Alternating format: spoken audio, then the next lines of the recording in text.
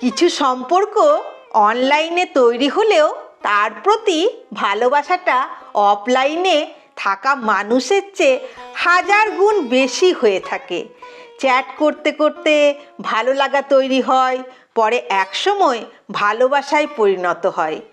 সব কিছু ছাপিয়ে যখন মানুষটার জন্য মায়া তৈরি হয়ে যায়, তখন সেই মানুষটা আমাদের জীবনের একটা অংশ হয়ে থাকে। তার মন খারাপ, তার কষ্ট, তার সমস্যা সব তখন নিজের মনে হতে থাকে। একসময় সব কিছু ছাপিয়ে মানুষটাকে না ধরে, না ছুঁয়ে তার জন্য আকণ্ঠ ভালোবাসা জন্মে। যারা বলে ভার্চুয়াল সম্পর্ক, আমি তাদেরকে বলবো নিঃস্বার্থ ভালোবাসা।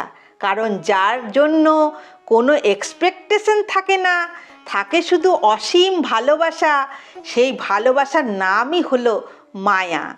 যে মানুষগুলো দূরে থেকেও একে অপরের জন্য ভাবে, একে অপরের মন খারাপ ও অভিমান বোঝে, একে অপরের পাশে থাকে, তাদের ভালোবাসার কোনো স্বার্থ থাকে না।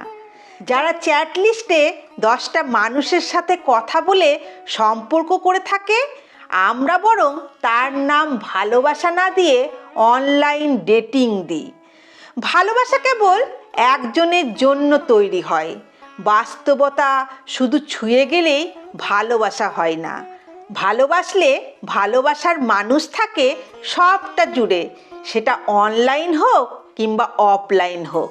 তার জন্য থাকে সীমাহীন মায়া।